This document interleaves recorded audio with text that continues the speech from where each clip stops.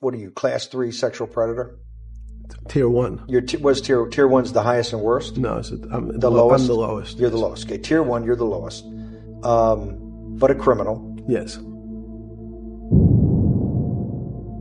En janvier 2024, des documents judiciaires longtemps tenus secrets sont rendus publics.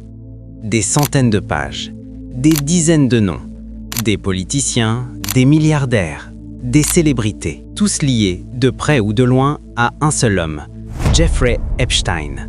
La question n'est plus seulement ce qu'il a fait, mais comment un seul individu a pu, pendant plus de 20 ans, exploiter des mineurs sans être arrêté, sans être dénoncé, sans être stoppé. You're the devil himself. No, but I do have a good mirror. Do you think you're the devil himself? I know. Why would you say that? What are you, class 3 sexual predator? Tier 1. Was tier 1's the highest and worst? No, I'm The lowest? I'm the lowest. You're the lowest. Okay, tier 1, you're the lowest. But a criminal. Yes. Ce n'est pas seulement l'histoire d'un prédateur, c'est l'histoire d'un système. Un système de silence, d'argent, de pouvoir, qui a protégé Epstein jusqu'à sa mort. Ce soir, nous allons décortiquer l'affaire Epstein, ce que l'on sait, et surtout, ce que l'on ne vous dit pas. Jeffrey Epstein ne naît pas riche. Il ne naît pas puissant. Dans les années 1970, il est professeur de mathématiques dans un lycée privé prestigieux de New York. Aucun diplôme universitaire officiel reconnu. Puis, soudainement, il disparaît de l'enseignement et réapparaît dans la finance. Comment ? Epstein devient le gestionnaire financier personnel de Leslie Wexner, milliardaire et patron de Victoria's Secret. À partir de là, son train de vie explose. Jet privé, villa, île. Mais une question reste sans réponse. D'où vient réellement sa fortune ?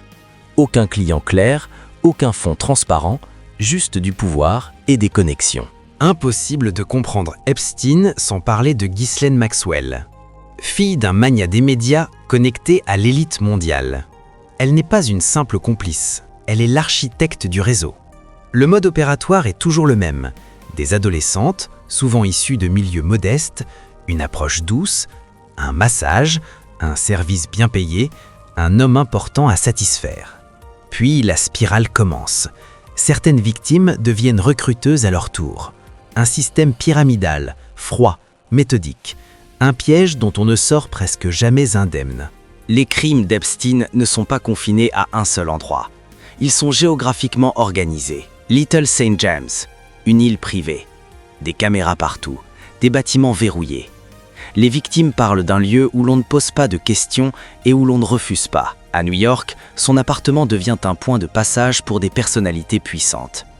Au Nouveau-Mexique, un ranch isolé, loin de tout regard. En 2018, une journaliste change tout. Julie A. K. Brown du Miami Herald.